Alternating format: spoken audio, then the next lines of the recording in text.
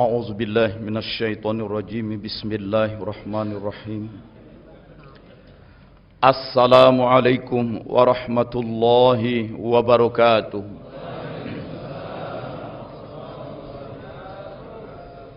Alhamdulillahi rabbil alamin wa bihi nasta'inu ala umurid dunya waddin. Ashhadu an la ilaha illallah wahdahu la syarika lah. Wa ashhadu anna Muhammadan abduhu wa rasuluhu la nabiyya ba'dah. Allahumma salli wa sallim wa barik alaihi. Allahumma aftah lana bi futuhil arifin. Rabbana aftah bainana wa baina qaumina bil haqqi wa anta khairul fatihin. Walhamdulillahi rabbil alamin. Hadirin hadirat sekalian, hamba-hamba Allah yang mulia, jamaah manakib bulan Syawal di TKN Center Jakarta yang kami cintai. Kita sesuai dengan amaliyah yang diajarkan kepada kita dalam thariqah ini, terus menerus kita hidupkan di dalam qalbu kita zikir la ilaha illallah untuk membersihkan sampai kemudian hiduplah zikir di dalam qalbu kita, zikir khafi. Sudah sering kita pelajari sama-sama. Zikir kita itu ada zikir jahar dan zikir khafi.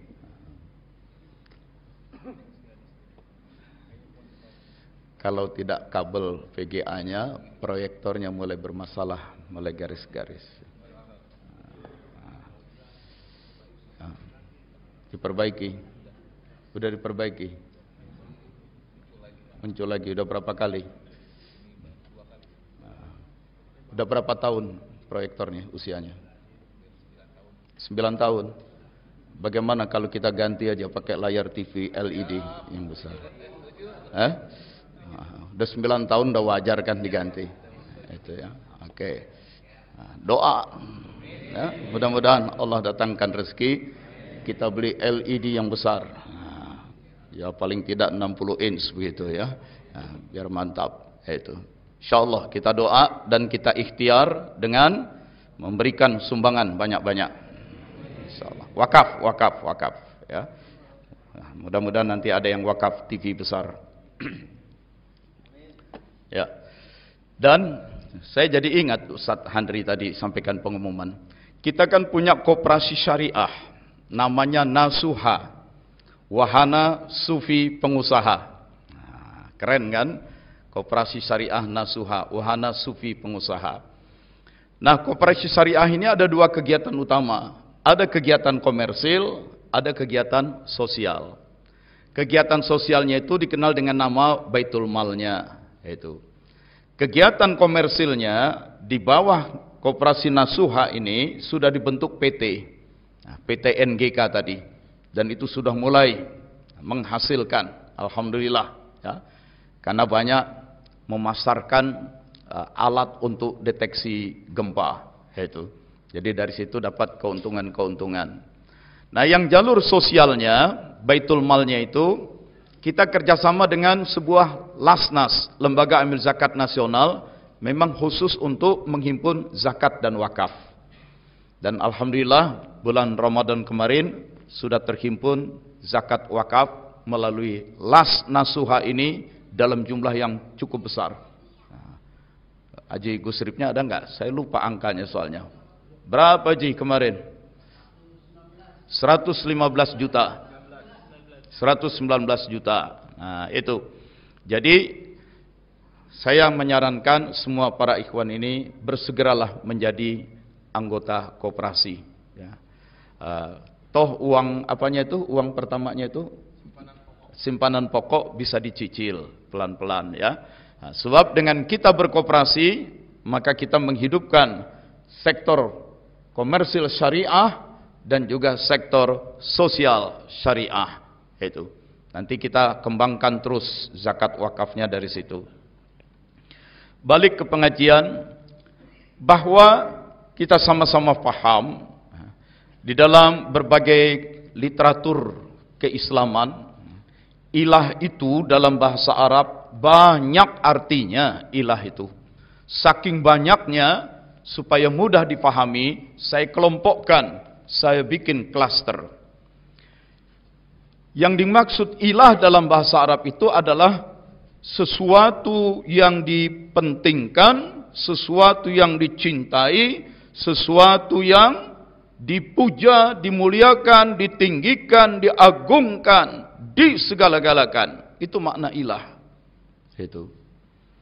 Maka orang-orang Quraisy sebelum kedatangan Nabi Muhammad SAW menyebut matahari itu ilahah.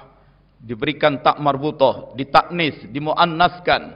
Apa itu ilahah? Sesuatu yang sangat dipentingkan, sesuatu yang sangat dicintai, ditinggikan, diagungkan, disegala-galakan. Itu makna ilah. Ya? Sampai matahari pun disebut ilah. Itu ilahah. Yang kedua, ketika sesuatu itu sangat dipentingkan, dicintai, disegala-galakan, maka sesuatu itu menjadi yang paling dikejar, dituju, didamba, diharap, dijadikan tempat bergantung. Itu makna ilah.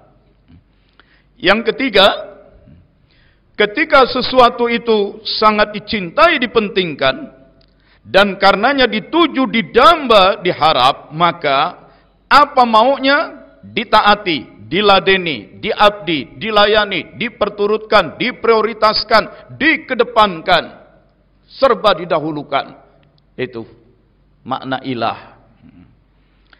Karena itu juga di dalam Quran, ilah itu bisa saja ilahnya itu adalah ilah-ilah yang ngawur, ilah yang sesat.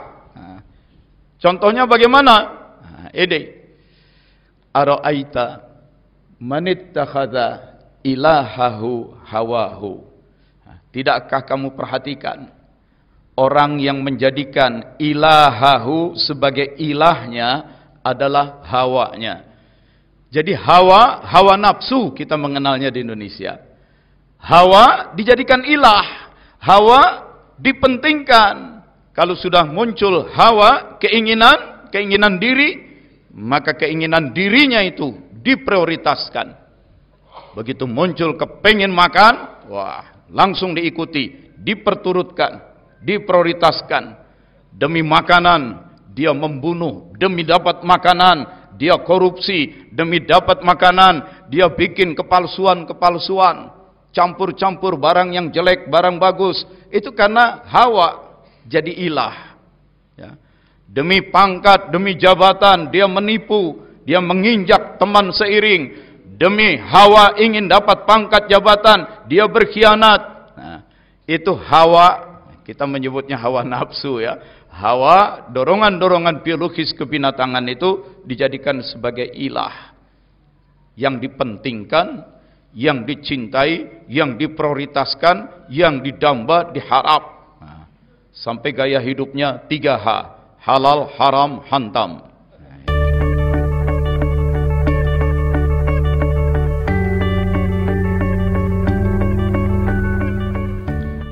Nah, ini hawa palsu. Ayat Quran. Surat Al-Furqan ayat 43. Tapi bisa jadi juga yang menjadi ilah itu adalah orang yang kaya dan berkuasa. Kasusnya Fir'aun.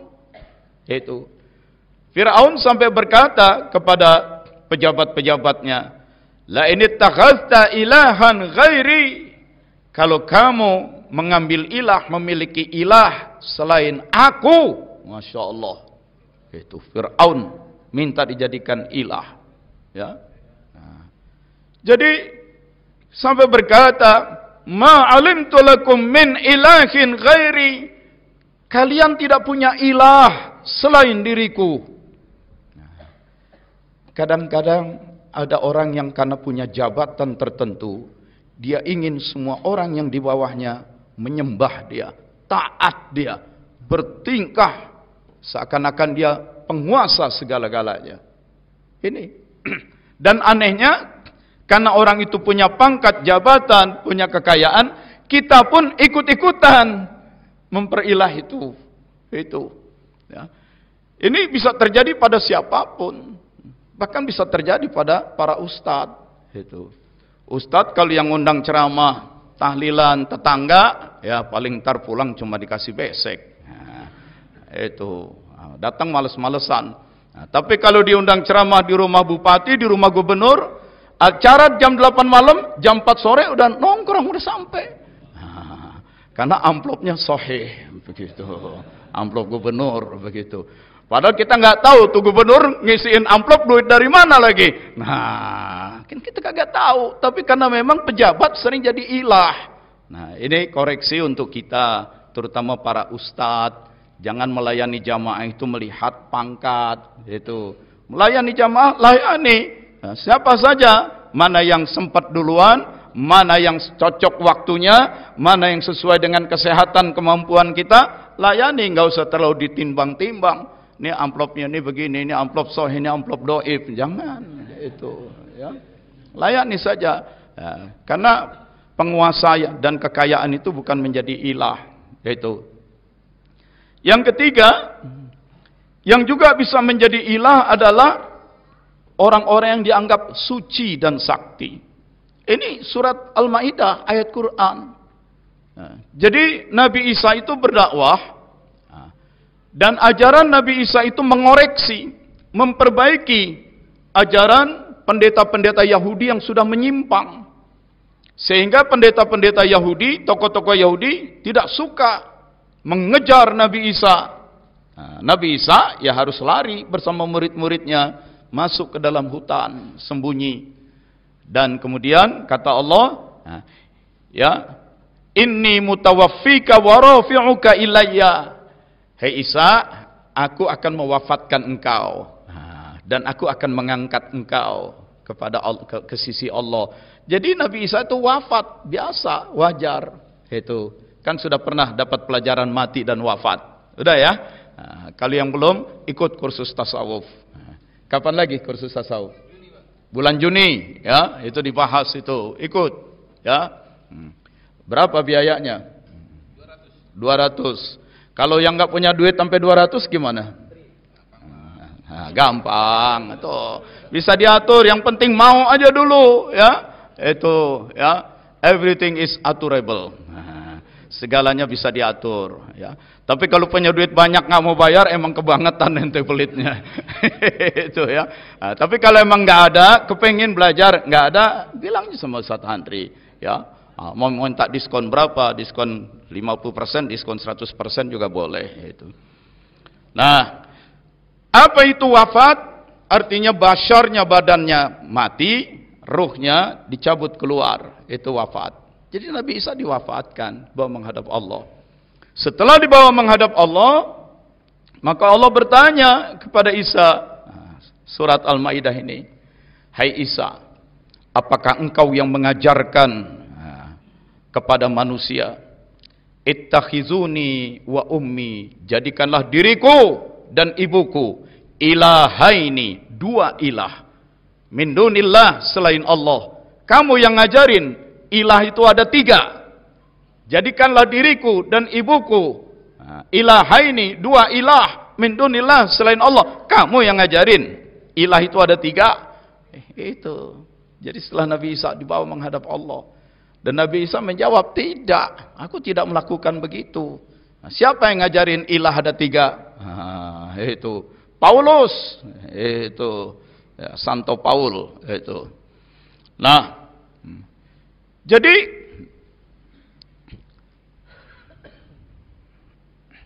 kenapa sekarang banyak orang menjadikan Isa dan ilah jadi 3? Kalau kita tanya, kenapa? Oh hebat, Isa, Yesus sudah disalib, mati, dikubur, bisa hidup lagi. Bisa menghidupkan orang yang mati, menyembuhkan orang yang buta, menyembuhkan orang yang lumpuh dan segala macam. Beliau punya kemampuan-kemampuan extraordinary, kemampuan yang luar biasa, kharikul adah, kemampuan supernatural. Karena itu lalu diilahkan. Nah, itu mereka. Tapi tanpa sadar banyak orang Islam pun bisa berbuat begitu. Mengilahkan orang-orang yang dianggap suci dan sakti. Maka banyak orang Islam masih ketipu dukun. Itu, ya, masih banyak kasusnya. Nah, belajar tarekat, nah, itu. Tapi ternyata tarekatnya tidak mu'tabarah, tidak jelas. Nah, sehingga katanya tarekat ujung-ujungnya mendewa-dewakan, mempertuhan yang disebut mursyidnya. Sehingga terjadi kekonyolan-kekonyolan.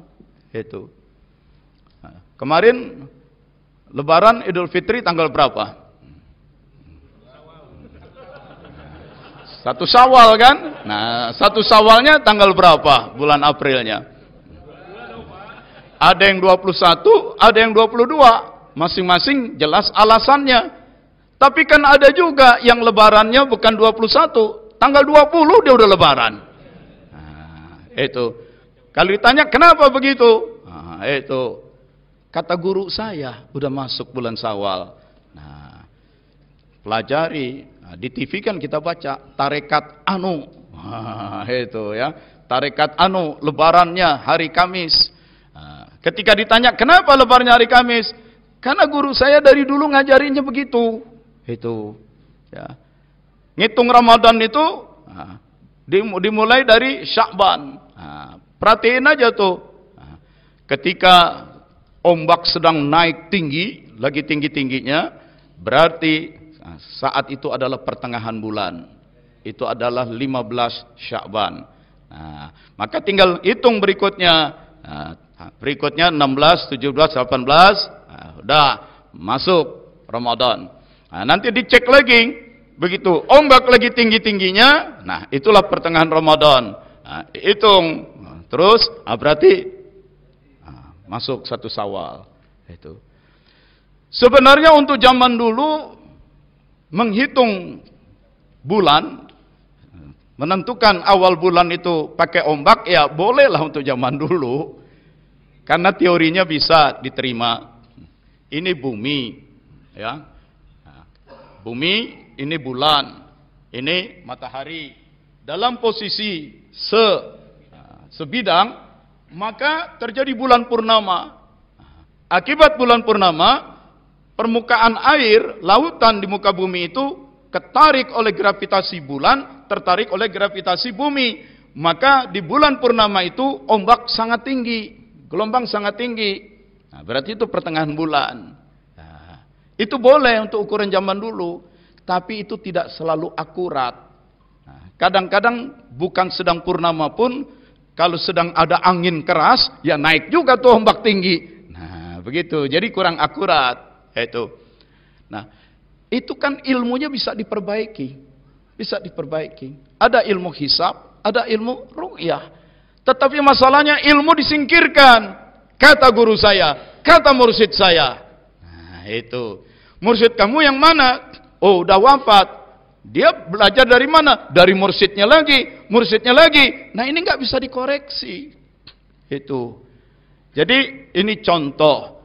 Hanya karena tarekat, hanya karena seseorang dianggap mursyid, hanya karena seseorang dianggap suci, maka menjadi wajib ditaati tanpa kecermatan. Nah, berkhidmat tanpa cermat. Karena itu Abah Anom, semasa hidup beliau pun beliau pesankan supaya ikhwan tarekat ini melakukan amaliyah yang ilmiah dan ilmu yang amaliyah. Beliau ajarkan amaliyah tarekah, tapi beliau juga mendirikan lembaga pendidikan sampai perguruan tinggi. Dalam dunia perguruan tinggi, IAILM, terjadi analisis ilmiah, terjadi penelitian ilmiah. Nah, tidak jadi masalah di dalam lingkup Suryalaya yang penuh dengan amaliyah-amaliyah, didirikan pusat pendidikan untuk melakukan penelitian ilmiah supaya diperiksa semuanya. Nah, begitu. Termasuk pesan-pesan dan ajaran Abah Anom. Ya. Ketika Pak Jejen masih hidup dulu, nah, Jen, nih kitab, nah, nih tolong teliti amaliyah ini bagaimana. Nah, tolong teliti ini amaliyah ini bagaimana. Tidak karena beliau seorang mursyid harus begini, harus begini, harus begini. Tidak. Itu ya. Jadi beliau menyadari sebagai mursyid pun beliau adalah manusia biasa. Manusia biasa. Karena itu diteliti begitu ya. Kecenderungan menjadikan orang suci, apalagi orang suci itu bisa menunjukkan kesaktian, hal-hal yang luar biasa, itu cenderung untuk mudah dijadikan ilah. Itu. Kemudian yang keempat, masih di ayat Quran, ilah itu bisa berupa asnam, jamak dari sonam, berhala. Benda-benda yang dianggap bisa mendatangkan manfaat. Ayahnya Nabi Ibrahim itu pembuat berhala. Itu sampai ditegur oleh Ibrahim sendiri. Kenapa berhala? Nah, berhala zaman sekarang mungkin tidak berupa patung, tapi berupa ini. Nah, maka ini ada yang nyebut nih setan gepeng, begitu ya. Bisa jadi setan ini, setan gepeng, itu ya, gitu ya. Ada ilahnya ijazah begitu ya, ngerjain skripsi sampai begadang ya, justru menjelang subuh dia ngantuk, dia tidur ya, akhirnya dia bangun sholat subuhnya kesiangan. Nah, skripsi gelar sarjana menjadi ilah, itu gitu ya. Apa itu ilah? Segala sesuatu yang dicintai, dipentingkan sedemikian rupa sampai-sampai manusia tunduk mendambakannya, mengejarnya, mencarinya, bergantung ya, dan dia taat tanpa reserve, taat yang tidak cermat, asal ikutan. Nah, itu tidak boleh begitu. Karena itu dalam manqobah yang tadi dibacakan, yang tadi dibacakan juga jelas, seorang Syekh Abdul Qadir Al-Jilani pun ternyata mengajarkan ilmu. Nah, itu. Jadi bukan saja amal, riyadhah, beliau pun mengajarkan keilmuan. Meskipun, ini yang menarik kalau sudah belajar tasawuf. Jangan sampai keilmuan yang kita munculkan itu justru berangkat dari hawa kita sendiri, dari kesoktahuan kita sendiri. Jangan sampai, ya, jangan sampai, karena sesungguhnya bagi orang yang sudah belajar thariqah itu, dia selalu membersihkan kolbu supaya kolbunya nyambung ke Allah terus. Kalau kolbunya sudah nyambung ke Allah terus dan tidak nyelonong sendirian, dibimbing oleh para mursyidnya, mursyid yang bersambung sampai ke Rasulullah, maka Allah akan limpahkan kepada orang itu, bahasa kiasannya, nur. Allahu nurus samawati wal ard. Allah adalah nur, Allah adalah cahaya. Dan Allah limpahkan kepada orang itu nurul rahmah, cahaya kasih sayang. Nurul maghfirah, cahaya ampunan. Nurul hidayah, cahaya petunjuk, inspirasi. Nurul karamah, cahaya kemuliaan. Nurul barakah, cahaya keberlimpahan. Cahaya demi cahaya. Maka dengan cahaya-cahaya itu, terutama cahaya hidayah, orang yang betul-betul membersihkan kolbu, orang yang betul-betul menyambungkan kolbu kepada Allah, dia banyak mendapatkan cahaya hidayah, dia banyak mendapatkan cahaya inspirasi, maka orang itu menjadi orang yang kreatif dan inovatif. Para sufi itu orang-orang yang kreatif. Para sufi itu orang-orang yang inovatif. Banyak menghasilkan pemikiran baru, gagasan baru, konsep baru. Dalam peperangan pun menghasilkan taktik-taktik baru, strategi baru. Hati-hati kalau belajar tarekat ternyata tidak kreatif. Hati-hati kalau dengan belajar tarekat malah jadi oon. Hati-hati. Berarti ente nggak nyambung ke Allah. Allah Al-Alim. Apa arti alim? Alima, mengetahui. Ilmun, ilmu pengetahuan. Alim, ilmunya mendalam. Orang yang betul sudah membersihkan kolbu, menyambungkan kolbunya ke Allah, maka dia akan mendapat ilmu dari Allah. Dan itu janji Allah. Wa 'allamnahu min ladunna ilma. Orang-orang macam itu, 'allamnahu, kami ilmui dia, min ladunna, dari diriku langsung, ilmu. Jadi Allah langsung memberikan ilmu yang langsung dari Allah. Itu. Dalam teori epistemologi, filsafat ilmu itu ada yang harus dicari, diselidiki, digali, dicari datanya, informasinya, dilakukan analisis, ya, dilihat kecenderungannya, kemudian dibangun hipotesanya, lalu dideduksikan dengan eksperimen. Itu dicari, maka disebut ilmu husuli, ilmu yang dihasilkan. Knowledge by acquisition, pengetahuan yang memang diakuisisi, dicari. Itu. Tapi jangan lupa, ada orang-orang yang karena Allah ridho, tanpa orang itu melakukan pencarian pun, Allah memberikan ilmu. Itu adalah ilmu yang diberikan, ilmu yang dihadiahkan, knowledge by present. Ilmu yang dihadiahkan, itu ilmu huduri, ilmu yang dihadirkan oleh Allah. Maka orang cermati betul-betul. Anda yang belajar tarekat Qadiriyah Naksabandiyah, kalau sampai Anda tidak menjadi orang yang kreatif, tidak menjadi orang yang penuh dengan inspirasi dan gagasan, hati-hati. Di mana salahnya? Itu. Ya. Karena ciri orang yang diridai Allah itu, wa 'allamnahu, dan kami ilmui dia, min ladunna, dari sisi kami langsung, kata Allah, ilma. Jadi Allah berikan ilmu. Maka doa kita kan, Rabbi zidni ilman, ya Tuhan tambahkan untukku ilmu, warzuqni fahma, dan limpahkan kepadaku kefahaman. Ilmu dari Allah, kefahaman dari Allah. Salah mengartikan ilmu dari guru, dari dosen, dari buku, dari internet. Ilmu dari Allah. Ya kan kita dengarnya dari guru, kita bacanya dari buku, betul. Tapi kalau kau jaga kebersihan kolbu, nyambung terus kepada Allah, apa yang kau dengar dari guru, yang kau baca dari buku, itu tidak serta-merta menjadi ilmu bagimu. Yaitu. Maka dengan terus menyambung ke Allah, dengar dari guru ini, tidak langsung caplok. Baca dari buku ini, tidak langsung ambil. Karena Allah memberikan kefahaman yang berbeda. Ada filter, ada koreksi dari Allah. Itu. Jadi jangan terlalu bergantung pada guru, jangan terlalu bergantung pada buku. Allah. Lah kita udah diajarin, la ilaha illallah. Maka kalau makin tajam, itu dari Allah. Itu.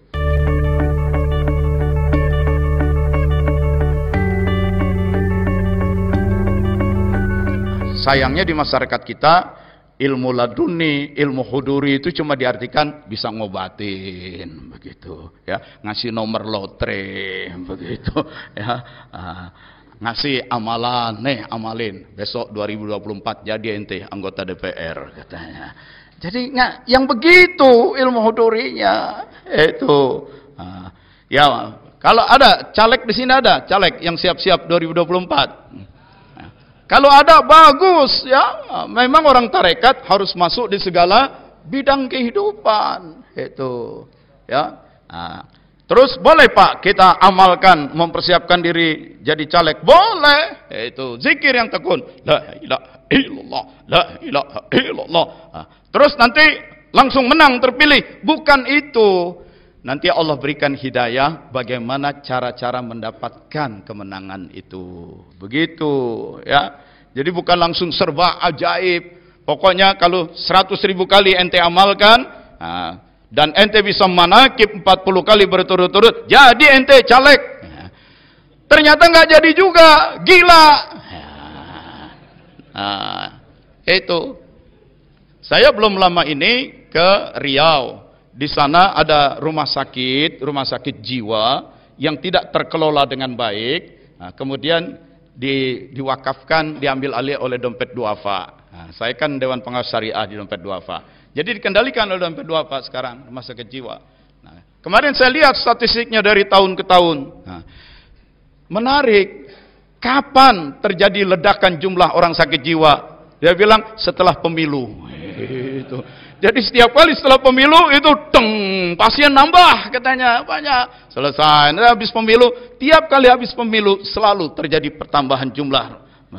Nah, ini ya. Stres ya, stres apa sutris itu ya. Ya, katanya orang tarekat juga, ya karena salah mendudukkan tarekatnya. Itu ya, itu. Nah, jadi kalau betul kita orang tarekat, maka kita mendapatkan cahaya suci dari Allah, kita menjadi kreatif dan inovatif, sehingga Abah Anom pun selain menuntunkan amalia-amalia, Abah Anom pun menekankan orang untuk mengembangkan tradisi ilmiah.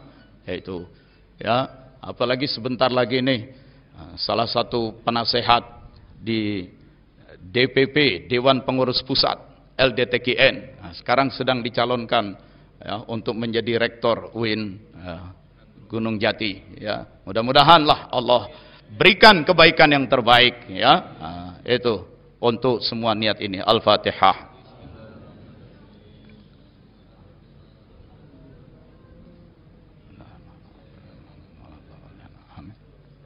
Ya. Jadi amaliyah dan ilmiah harus dipertegas. Nah, itu.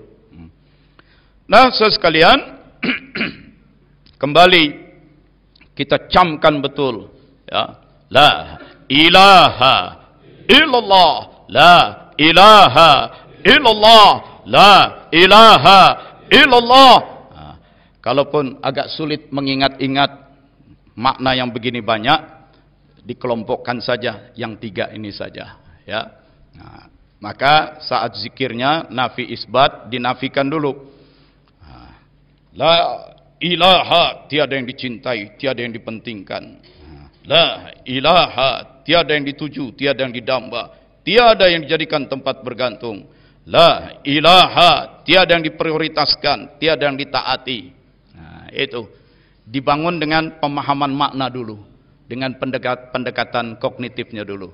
La ilaha illallah, la ilaha illallah, la ilaha, tiada yang dituju illallah kecuali Allah, la ilaha, tiada yang dicintai dipentingkan illallah, la ilaha, tiada yang ditaati disembah diagungkan illallah kecuali Allah. Nah, jadi awal-awal kognisi pemahaman secara akal itu membantu.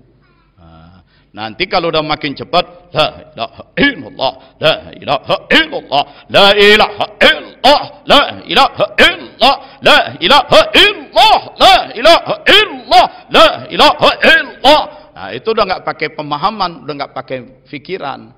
Pindah ke rasa, ke zauk. Zauk, rasa. Nah, terus saja illallah, la ilaha illallah, la ilaha illallah, la ilaha illallah.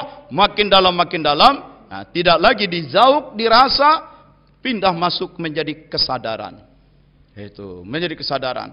Karena itu begitu melek mata bangun di pagi hari, mulai dia tersadar, secara lahiriahnya mulai ruh masuk dan dia sadar, kesadaran itu sudah kesadaran tauhid. Itu. Ya. Ketika dia jalan, kan dia gunakan kesadaran yang tauhid. Ketika dia makan yang tauhid, sudah menjadi kesadaran. Itu.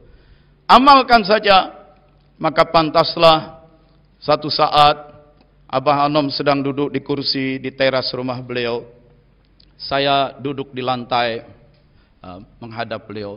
Abah, jadi hakikat dari tarekat kita ini apa? Yang paling esensial, yang paling inti dari tarekat ini. Apa, Abah? Abah menunduk. Kita tahulah kalau sudah menunduk, beliau mempertegas, menyambungkan kalbunya ke Allah. Lalu dengan sambil menunduk dan terpejam, beliau menjawab, zikir jahar dan zikir khafi. Jadi tarekat kita itu jahar khafi, dan itu sudah lebih dari segala-galanya. Ya, lebih dari segala-galanya. Jadi illallah la ilaha illallah la ilaha illallah, itu praktekkan, ya. Apalagi kalau kita sedang mengalami gangguan dalam hidup ini, ya, zikir jahar itu diperbanyak. Jadi bukan hanya 165 sehabis sholat, ya, habis isya atau ketika malam, termasuk sesudah tengah malam, khususkan untuk zikir la ilaha illallah, niatkan, saya akan zikir jahar semaksimal mungkin, nah, bukan sepuas-puasnya. Nah, puas itu urusan apa? Urusan hawa nafsu lagi. Jadi kalau sepuas-puasnya berarti tunduk pada hawa. Nah, saya akan zikir sampai Allah mengizinkan saya untuk berhenti atau Allah memberhentikan. Itu la ilaha illallah, la ilaha illallah, la ilaha illallah, la ilaha illallah, la ilaha illallah, la ilaha illallah. Enggak usah dihitung-hitung. Enggak usah pegang tasbih, enggak usah pegang counter, alat penghitung. Sudah, terus saja terus. Itu, ya, sampai nanti terdengar azan subuh atau sampai nanti ada isyarat dari Allah. Cukup begitu, langsung masuk zikir khafi. Nah, itu untuk memaksimalkan. Nah, begitu. Itu makna la ilaha illallah. Nah, karena kita harus pahami betul perbedaan Rabb dengan ilah. Ya. Kalau Rabb itu dalam bahasa Arab artinya adalah pemilik, penguasa. Allah Rabbul Alamin, pemilik alam semesta.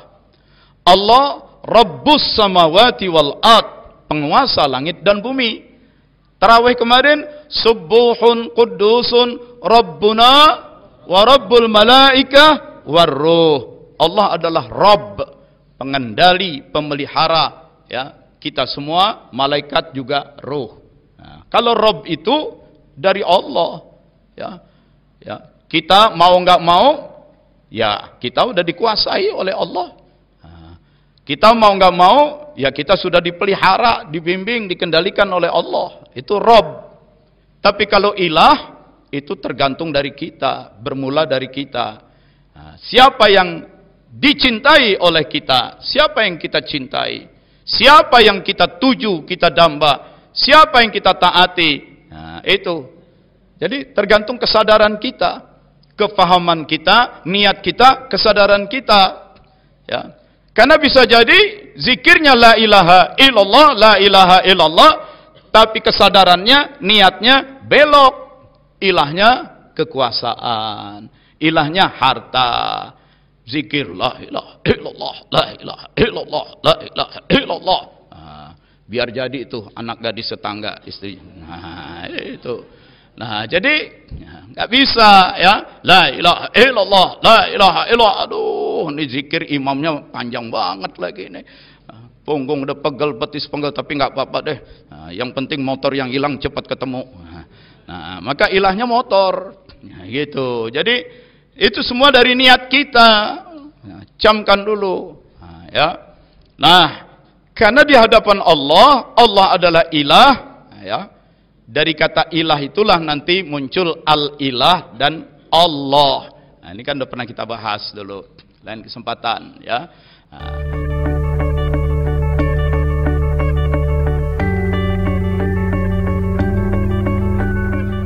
Maka kita menjadi hamba. Nah, itu. Dari situlah maka di dalam dunia fikih, ya, kita pelajari buku-buku fikih, apa segala macam, itu menjadi penting. Pembahasan tentang kedudukan Allah sebagai ilah ini, ya.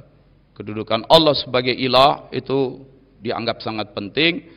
Maka dalam dunia fikih ada pembahasan yang disebut haqqullah atau hukukullah, ya, hak-hak Allah. Nah, dan ada yang disebut dengan hak hamba. Nah, itu, ya, itu berangkat dari sebuah hadis Nabi.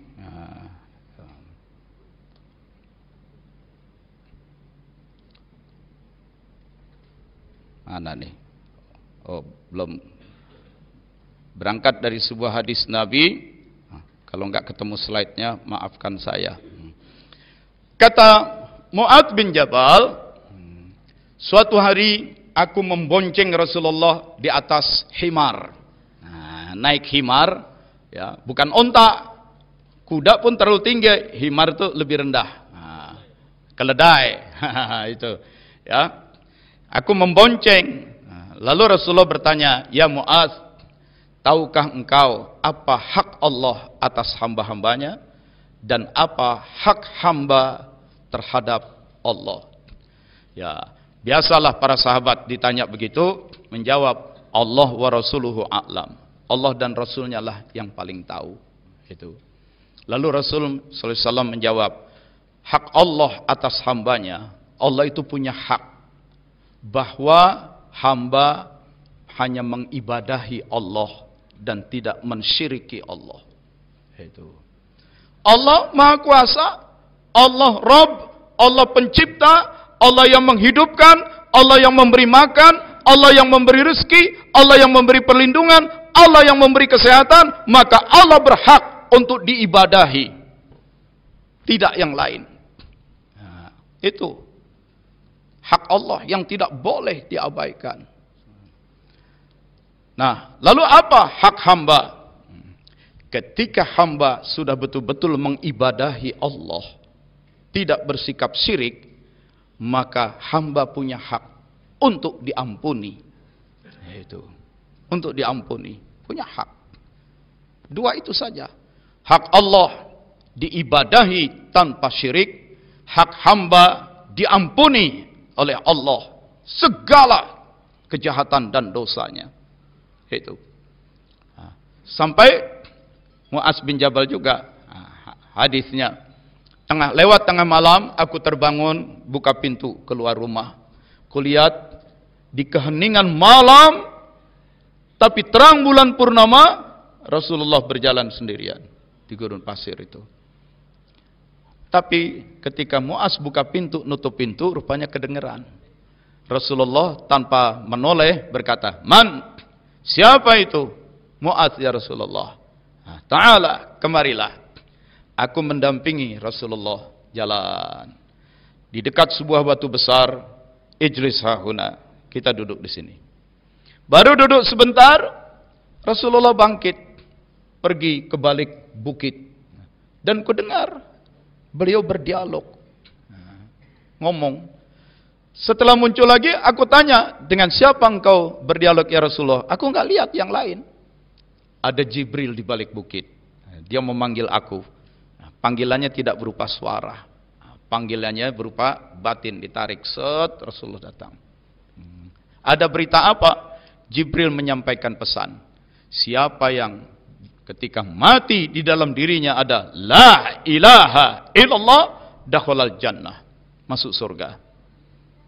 Aku berkata kepada Jibril, wa in zana wa in saraqa, bagaimana kalau orang itu pernah berzina, pernah mencuri? Dan Jibril menjawab, wa in zana wa in saraqa, meskipun orang itu pernah berzina, pernah mencuri. Aku tanya lagi sampai 3 kali. Itu. Itu. Nah, jadi kalau sudah betul la ilaha illallah, maka hamba punya hak terhadap Allah untuk diampuni apapun dosanya. Itu. Nah, kembali tadi. Jadi Mu'adz bin Jabal yang sedang dibonceng oleh Rasulullah naik keledai, tahu Allah punya hak untuk diabdi tanpa disekutukan oleh apapun, tanpa disyirikkan. Ya. Syaraka itu artinya mensejajarkan. Nah, itu makna syaraka. Ya. Nah, jadi Allah tidak lagi the only, bukan lagi satu-satunya. Karena ada yang lain, kita posisikan sejajar dengan Allah. Itu mensejajarkan, itu syaraka. Tindakan apa disejajarkan dengan apa? Duit kita sejajarkan dengan Allah, ya. Penguasa kita sejajarkan dengan Allah, sehingga Allah tidak lagi menjadi satu-satunya. Syaraka, dari kata itu muncul istilah syirik. Itu, ya. Tapi di Betawi syirik itu artinya iri. Lu syirik aja nggak boleh ngelihat orang seneng. Ya. Meskipun mungkin ada benarnya juga, ya. Ya. Ustadz Andika beli mobil baru, begitu. Amin, amin, amin. Gitu. Ustadz Andika beli mobil baru, yang lain temennya, kok tuh mobil jatuhnya ke Andika sih, bukan ke saya. Artinya dia tidak rela Andika satu-satunya yang dapat beli mobil minggu ini. Dia kepengen dialah juga punya mampu. Jadi sejajar, syarokah, ya, membuat sesuatu tidak lagi tunggal, disejajarkan dengan yang lain, ya, disyarokahkan. Lalu kita mengartikannya iri, gitu. Makna syarokah, syirik itu mensejajarkan, membuat sesuatu tidak satu-satunya. Nah, kalau orang la ilaha illallah, dia tidak syirik karena hanya Allah lah satu-satunya ilah, maka dia masuk surga. Itu. Nah, lalu bagaimana dengan orang itu banyak dosa? Seperti ditanya oleh Muadz bin Jabal, dia pernah zina, sesuatu aib, dosa yang besar. Dia pernah mencuri, sesuatu yang memalukan. Bagaimana? Itu diampuni karena hamba punya hak.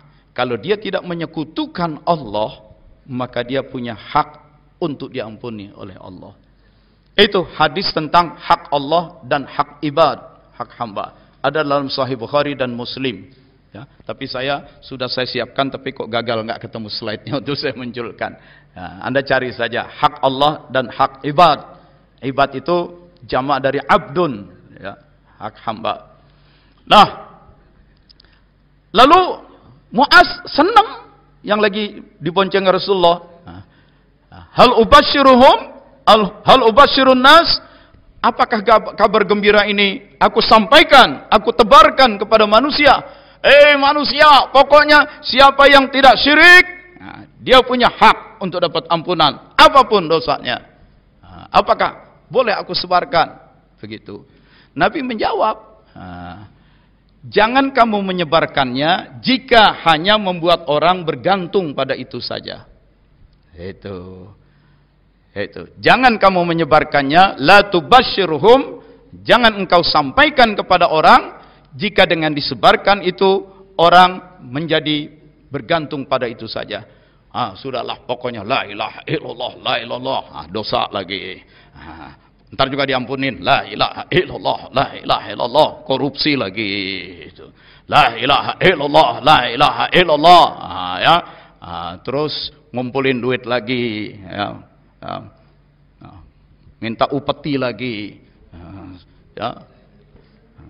Terus nanti kalau mulai dipanggil KPK, ya datang ke wakil talqin, minta talqin ulang, la ilaha illallah, manakib, ya. Nah, jadi itu yang dikhawatirkan. Haknya sudah jelas, benar, tetapi jangan salah memposisikan. Gitu. Jangan salah memposisikan.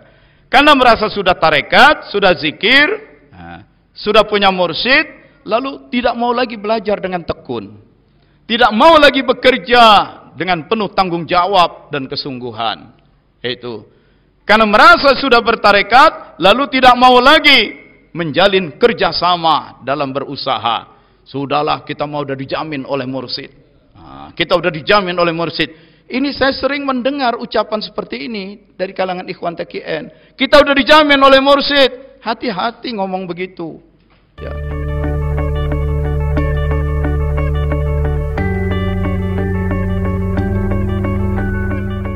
Karena Abah Anom juga sudah tahu ada orang yang suka ngomong begitu semasa hidupnya. Sudahlah, kalau sudah bermursyid pada Abah Anom, kita udah dijamin segala-galanya. Ya, dia sanjung-sanjung Abah Anom, ya, sebagai mursyid kamil, mukammil, sempurna dan maha mampu menyempurnakan. Mursyid yang bisa menjamin, ya, seseorang pasti masuk surga. Mursyid Abah Anom dipuji, disanjung begitu rupa oleh orang ini, bahkan dalam ceramah-ceramahnya. Itu. Ya. Tetapi di sisi yang lain, dengan dia menyanjung mursyid, menyanjung Abah Anom sedemikian rupa, Abah Anom menjadi melambung tinggi, rupanya dia pun ingin ikut nyempeng, membonceng ketinggian dan kemuliaan Abah Anom. Hati-hati. Karena saya wakil talqin Abah Hanum itu hebat, maka kalau kamu taat pada Abah Hanum, termasuk taat kepada saya yang wakil talqin, kamu akan terjamin bebas dari neraka. Ini memuji-muji, maksudnya ingin nyempeng, tahu nyempeng? Ngebonceng, nempel. Itu, ya. Itu. Nah, sampai Abah Hanum pun mengingatkan, ini orang memuja-muja, tapi dia itu membuat susah Abah. Ya. Karena selalu Abah menjamin, lalu orang jadi malas berpikir. Abah menjamin, orang jadi malas bekerja. Ini kan jadi masalah. Tapi karena Abah Hanum seorang mursyid tetap bertanggung jawab terhadap murid yang malas. Jadi berat, gitu. Dia muji-muji, tapi Abah jadi berat, begitu. Nah, karena itu kita pun dalam menyampaikan pesan-pesan, itu dijagalah keseimbangan, keberhati-hatian. Jangan sampai membuat orang menjadi jabariyah, fatalistik, pasrah bongkoan, tanpa ada ikhtiar, tanpa ada usaha. Nah, ya kan katanya begini, betul katanya, tapi jaga keseimbangan. Itu.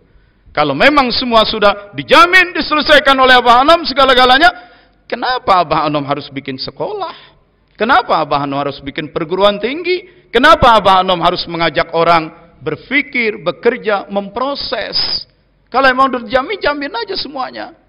Nah, hadis-hadis seperti ini, yang tadi seperti polanya itu yang Muaz tanyakan. Kalau begitu, aku kabarkan saja kepada semua orang. Nah, Nabi katakan, jangan kau kabarkan jika orang menjadi bergantung pada itu saja. Itu. Nah, maka nanti belakang hari menjelang wafatnya Muaz bin Jabal itu menyampaikan juga beberapa hadis-hadis yang tingkat tinggi begitu kepada orang-orang tertentu. Nah, sempat muncul tudingan dari para sahabat, kenapa enggak dari kemarin-kemarin kau sampaikan riwayat ini, hadis ini? Kamu menyembunyikan hadis ya. Muaz sempat difitnah sebagai orang yang menyembunyikan hadis. Itu. Tapi maksudnya seperti itu, ya. Jadi wajarlah dalam dunia tarekat pun para guru berpesan, ya. Jangan membuka segala hal yang terkait dari tarekat. Nah, itu. Jangan membuka ngomong sembarang hal. Khatibun nas ala qadri uqulihim. Bicaralah kepada manusia sesuai dengan kemampuan akalnya. Kalau akalnya enggak tepat, bisa kacau nih orang. Bisa rusak akidahnya. Itu, bisa rusak, ya. Abah Hanum mengajarkan tauhid, tapi kita kadang menyanjung beliau seakan-akan Abah udah jadi Allah. Hati-hati. Manqobah itu betul. Karena untuk hamba-hamba yang sudah sangat mencintai aku, kata Allah, ya, hamba yang selalu mendekatkan diri kepada aku, kata Allah, ini hadis qudsi, ya. Kuntu sam'ahu alladhi yasma'u bih. Aku yang akan menjadi telinganya ketika dia sedang mendengar. Ya.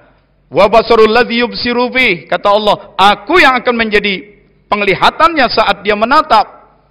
Wa yadahu allati yabtisu biha, aku yang akan menjadi kedua tangannya saat dia bekerja.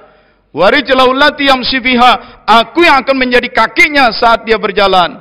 Wala in salani la'utiyanna, tiap-tiap dia meminta pasti aku berikan. Wala in ista'adzani la'uizanna, tiap dia berlindung pasti aku lindungi. Itu hadisnya sahih, hadis qudsi, Allah yang mengatakan.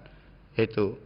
Ya. Jadi untuk orang-orang yang sangat dicintai Allah itu nanti dia begitu nyambungnya dengan Allah, begitu menyatunya dia dengan Allah, maka ketika dia berjalan pun dia diperjalankan oleh Allah.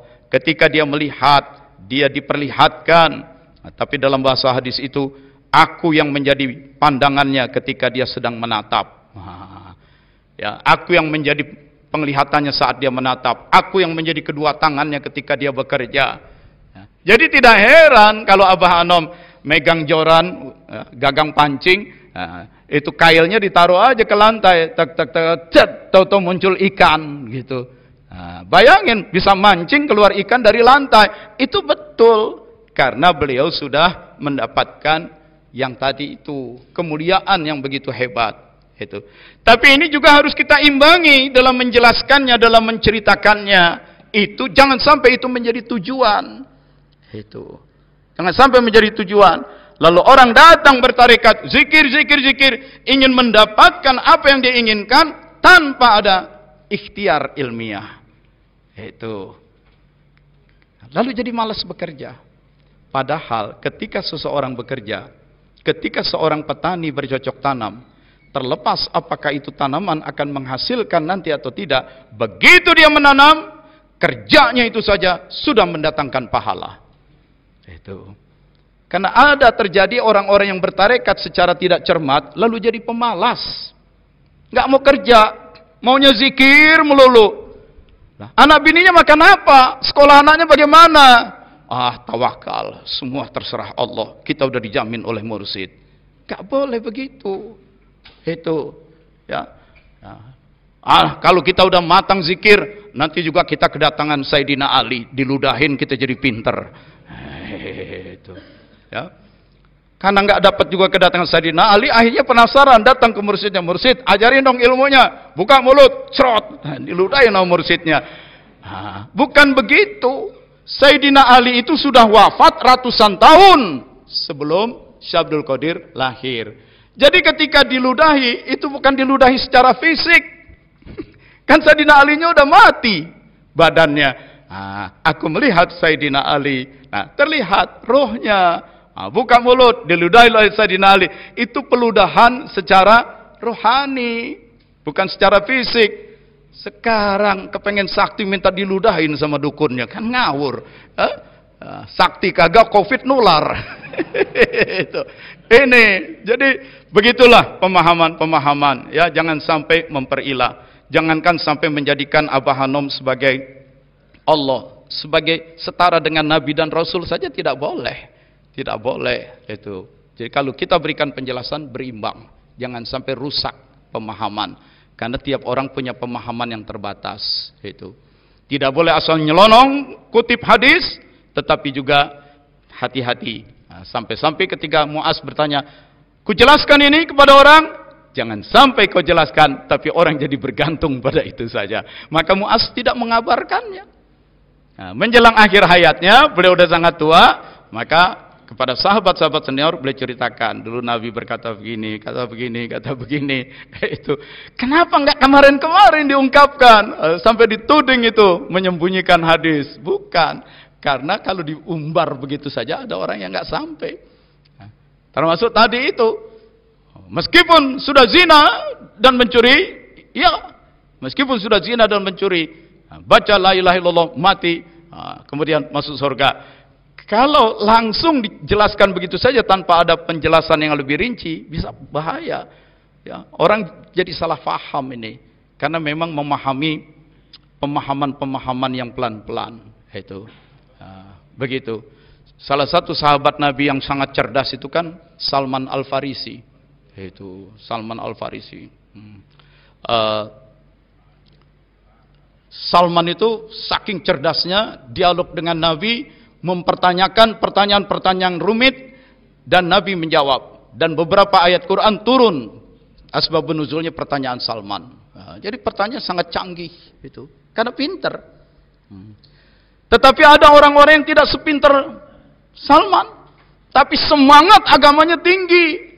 Itu kurang paham itu. Sampai Nabi katakan, kalaulah lau alima Abu Zar alima ma fi qalbi Salman laqatalah. Kalaulah Abu Zar mengetahui apa yang ada dalam pikiran Salman, Salman pasti dibunuh oleh Abu Zar. Kan ada pemahaman yang Salman faham, Abu Zar enggak faham. Tapi Abu Zar seorang sahabat yang sangat tekun ibadah, sangat kuat komitmennya itu. Nah, jadi bicara kepada manusia itu memang perlu pelan-pelan, hati-hati dan berimbang. Begitu.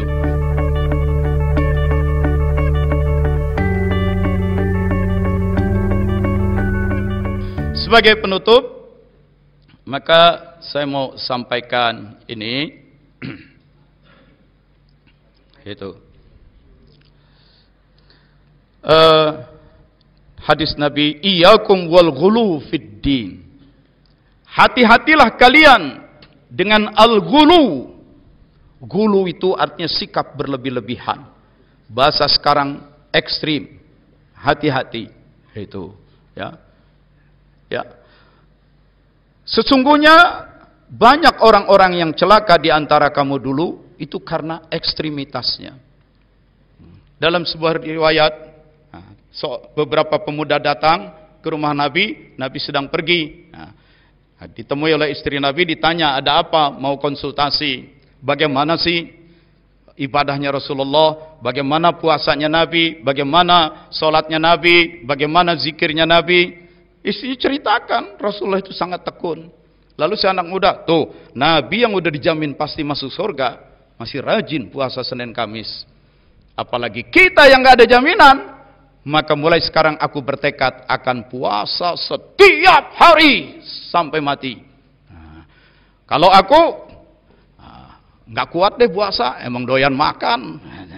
Tapi aku kuat begadang. Kalau Nabi qiyamul lail, maka aku setiap malam akan qiyamul lail terus, tahajud terus sepanjang malam. Karena Nabi yang dijamin masuk surga masih tahajud, apalagi kita enggak dijamin. Satu lagi bilang, aku enggak kuat kalau begadang, enggak kuat kalau lapar-lapar. Tapi aku kuat nahan yang satu. Kalau kita kawin, istri selalu bikin repot hidup kita. Maka aku bertekad tidak akan pernah mau kawin. Sebab perempuan selalu bikin reseh katanya. Itu. Nah, akhirnya orang itu pulang. Nabi pulang, istri cerita tadi begini. Kenapa begitu? Panggil. Disuruh orang panggil. Dipanggil, tidak boleh begitu. Aku ini berpuasa, tapi ada saatnya aku juga berbuka puasa. Tubuh kamu juga perlu tidur, tubuh kamu perlu makanan. Aku zikir terus ke Allah. Tapi juga aku beristri. Itu. Bahkan karena tuntutan keadaan, istri Nabi lebih dari satu. Itu. Jadi itu yang disebut al-ghulu. Ya. Saking kepengen menjadi paling islami, itu terjadi gulu. Nah, begitu juga di tarekat. Bisa terjadi ikhwan-ikhwan tarekat. Dia mencoba mengikuti semuanya. Ya. Semuanya diamalkan. Dengar kata kiai anu, kata ini, kata kiai anu dulu abah begini, datang kiai ini dulu abah begini, kata kiai ini dulu abah begini, semua yang didengar dia ikuti, hasilnya dia nggak tidur. Hasilnya dia masuk kantor ke tempat kerja terlambat melulu. Nggak salah kalau dia di PHK kemudian, karena dia tidak berprestasi dalam kerjanya. Itu al-ghulu, ya. Allah saja berpesan, ittaqullah mastata'tum. Bertakwalah kalian kepada Allah semampu kamu. Semampu kamu. Jangan memaksakan diri, apalagi terjadi al-ghulu, berlebih-lebihan. Itu. Ya udah zikir aja deh, nggak usah kerja, nggak usah dagang, nggak usah ngegojek. Ntar juga kalau Allah datangin rezeki, datang rezeki. Nggak bisa begitu. Tidak boleh. Ya. Bukankah ketika Rasulullah SAW sedang patroli ke pinggiran kota Madinah, lihat ada orang negro tinggi hitam besar, kerjanya dengan palu gada yang besar memecahkan batu gunung. Batu gunung yang besar dipecahin lagi kecil-kecil, lalu diangkut dengan gerobak atau dipikul masuk ke dalam kota, dijual supaya orang bisa bikin rumah. Begitu Nabi datang, si sahabat Nabi itu bilang, ya Rasulullah, mohon maaf, aku nggak ikut zikir, aku jarang datang ke majelis kamu, karena aku orang miskin. Dari sebelum matahari terbit, aku mecahin batu untuk dijual, untuk makan anak istriku. Aku nggak sempet ngaji-ngaji zikir-zikir di majelis kamu. Ya, sholat ya tetap ku jaga.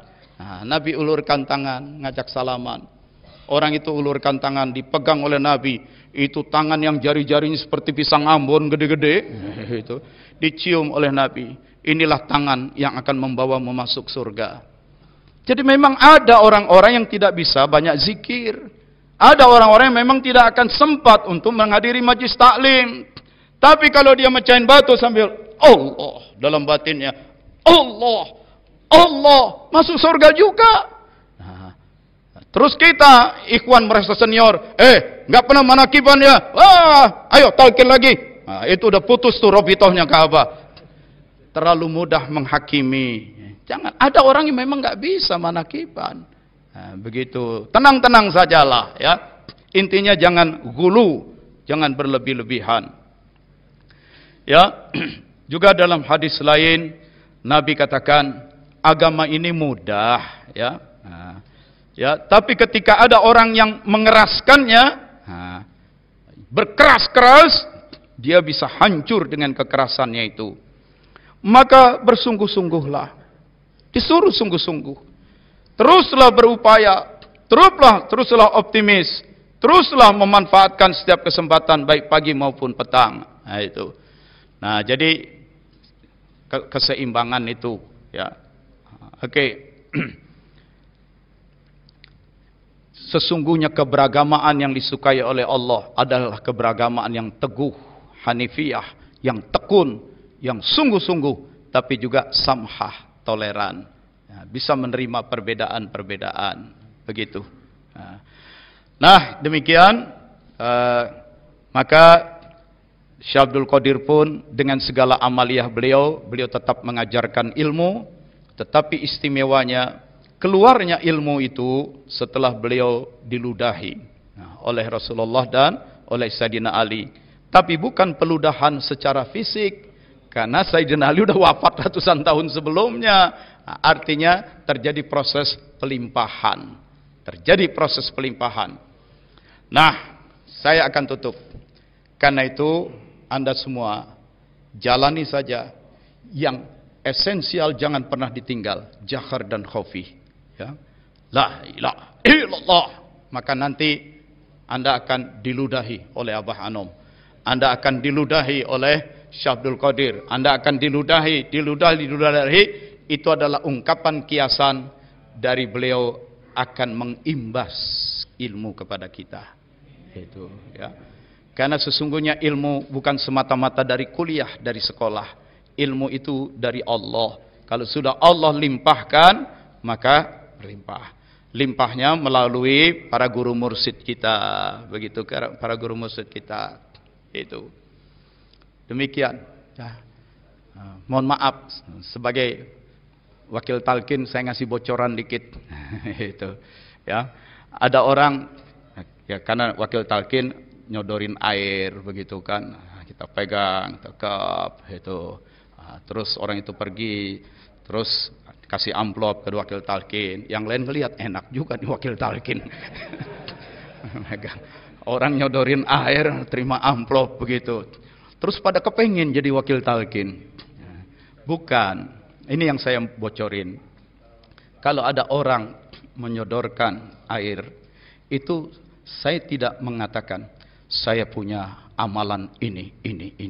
Saya punya hizib ini. Saya punya ini. Maka semua itu saya tumpahkan ke situ supaya jadi obat. No. Kalau itu saya lakukan, berarti saya masih bersandar pada kemampuan diri sendiri. Saya masih bersandar bergantung pada hizib saya. Tidak. Nah, yang saya lakukan adalah justru Allah. Nah, itu. Saya ikuti saja apa yang pernah seorang sahabat Nabi tanyakan. Ya Rasulullah, mataku sakit, tolong sembuhkan. Kata Nabi, ya kalau mau aku doakan, aku sembuhkan bisa. Tapi kalau mau bersabar, ya, itu lebih baik lagi. Kenapa disuruh sabar? Karena tiap penyakit itu datang ke kita, itu mengikis dosa. Nah, itu. Jadi kalau kamu sabar, dosamu terkikis, nanti juga sembuh. Tapi itu sahabat kan seperti kita, nggak sabaran. Nah, doakan aja Rasulullah, gitu. Nah, ketika ada orang minta didoakan, sahabat Nabi, ya Rasulullah, ini anakku, tolong berkati dia. Maka kulihat Rasulullah meletakkan tangannya di dada kiri anakku. Nah, Nabi mendoakan, Nabi langsung mendoakan. Nah, tapi kasus kali ini, doakan aja ya Rasulullah. Rasulullah tidak mendoakan.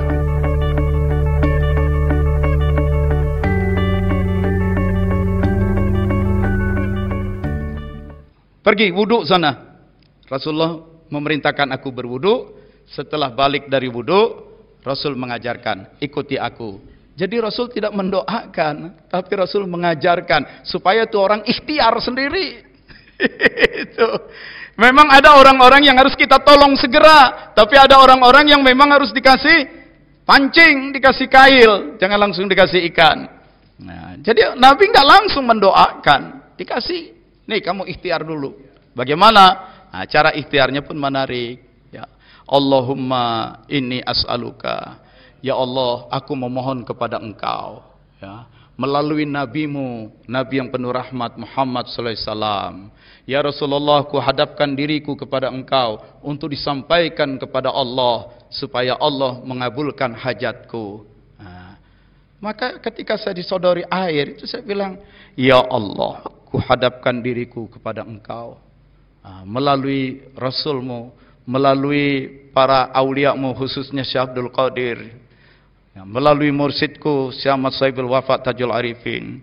Wahai mursidku, wahai para awliya khususnya Syekh Abdul Qadir, wahai Rasulullah, aku memohon, menyampaikan permohonan untuk disampaikan kepada Allah. Berikanlah kebaikan yang terbaik kepada orang ini. Jadi nggak ada saya bilang, nih hizib saya kirim ke sini. Kalau itu jadi kitanya jadi ilah, begitu. Ilah itu tetap Allah, itu. Ya, minta yang terbaik aja, minta yang terbaik, itu. Malah beberapa orang seperti juga Kiai Nur Anom, ada orang nyodorin air, doain aja sendiri katanya. Nah, jadi Kiai Nur Anom pun begitu mendidik orang. Ada yang memang orang yang perlu pertolongan ditolong, ada yang tidak, kerja dulu loh, gitu ya, supaya tidak bergantung, begitu ya.